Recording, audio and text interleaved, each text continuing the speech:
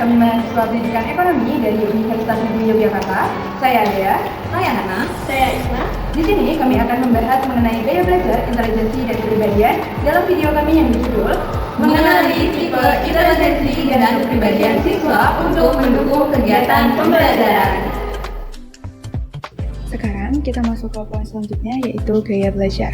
Nah, gaya belajar adalah cara khas yang dimiliki setiap individu dalam menerima, memahami, mengolah, menyimpan, dan mengingat informasi. Jadi, gaya belajar ini menunjukkan bagaimana seseorang merasa paling nyaman dan efektif dalam mempelajari sesuatu. Menurut model Clark, gaya belajar ini dibagi menjadi visual, yaitu memahami lewat gambar, diagram, peta, warna, dan grafik. Lalu auditory, lebih mudah menangkap melalui mendengar, diskusi, ceramah. Ada reading, yaitu belajar melalui membaca teks, artikel, buku, dan lain sebagainya. Lalu yang terakhir ada kinestetik, yaitu memahami melalui praktek langsung, gerakan, eksperimen, atau simulasi. Kepribadian dipahami sebagai manifestasi dari diri sejati melalui pola pikir perilaku yang tampak dari kehidupan sehari-hari. Menurut G.W. Alport, kepribadian adalah organisasi dinamis dari sistem psikofisik yang menentukan penyesuaian untuk individu terhadap lingkungannya. Pandangan modern dari Buncher-Belli dan Momar-Momarkan menekankan peran otak, khususnya sistem limbik, dalam menentukan perilaku dan emosi.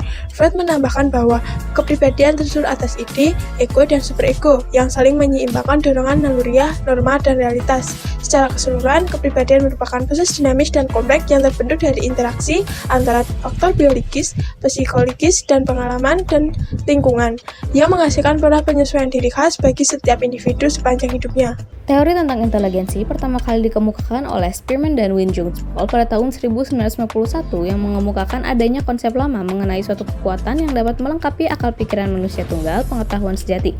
Secara umum, inteligensi didefinisikan sebagai kemampuan untuk menerapkan pengetahuan dan pengalaman sebelumnya secara fleksibel dalam menghadapi tugas baru yang menantang.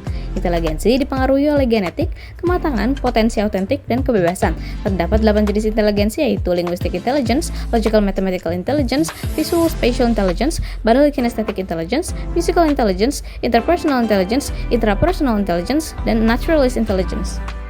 Bisa muncul itu pasti kesulitan dalam memilih model ataupun metode pembelajaran, karena kan ada 3 tipe gaya belajar. Pertemuan pertama ketika masuk ke kelas tersebut itu biasanya guru itu melakukan sebuah pendekatan terlebih dahulu, melakukan observasi terhadap siswanya, kayak misal kita tuh mancing dulu siswanya untuk bercerita, apakah nanti siswa itu di dalam suatu kelas itu lebih suka untuk menonton gambar, menonton video, atau dengan ceramah saja. Di sekolah yang Mbak Isna ngajar itu tuh udah dikelompokkan secara heterogen gitu. Jadi di dalam satu kelas itu ada yang introvert, ada yang ekstrovert, ada yang ambivert. Suasana kelas tersebut ketika misal nih kita sedang berdiskusi secara kelompok maupun secara satu kelas berdiskusi dengan gurunya gitu. Nah, biasanya itu siswa dengan kepribadian ekstrovert itu dia tuh lebih mendominasi diskusinya. Biasanya yang introvert itu harus ada dorongan, misalnya kayak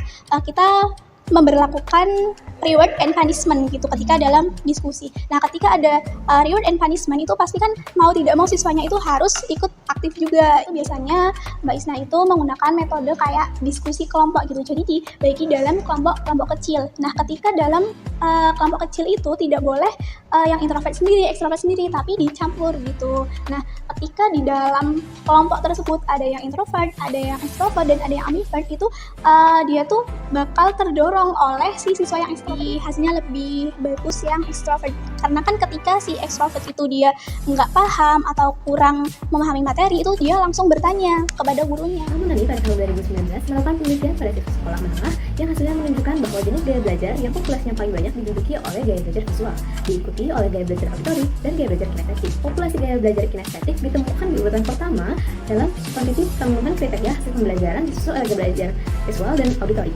Penelitian Sidquay dan Collins pada penggunaan e-learners di tahun 2018 juga menemukan adanya korelasi positif antara kepribadian atau conscientiousness dan gaya belajar.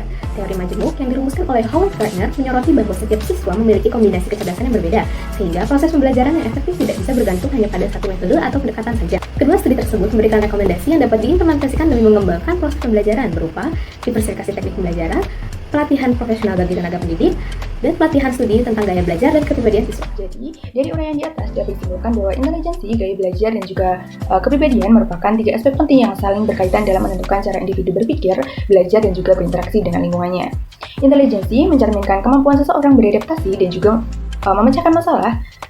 Sedangkan gaya belajar ini tuh menunjukkan preferensi dalam menyerap informasi, dan juga kepribadian menggambarkan pola pikir dan juga perilaku seseorang dalam menyesuaikan diri. Nah, ketiganya ini dipengaruhi oleh faktor bawaan dan juga lingkungan, serta berperan besar dalam keberhasilan proses pembelajaran dan pengembangan diri. Di video pembelajaran tersebut, kita dapat belajar bahwa setiap siswa memiliki keunikan dalam cara berpikir dan belajar, sehingga guru perlu menyesuaikan metode dalam mengajar agar siswa merasa dihargai. Dan tujuan dari belajar tidak hanya untuk meraih nilai yang tinggi, tetapi juga untuk mengenali diri, mengembangkan potensi, serta menghargai perbedaan. Dengan memahami tipe inteligensi dan kepribadian, pembelajaran akan menjadi lebih positif dan membentuk siswa yang cerdas secara emosional, akademik, dan sosial. Sekian dari kami, semoga video ini bermanfaat. Sampai jumpa lagi.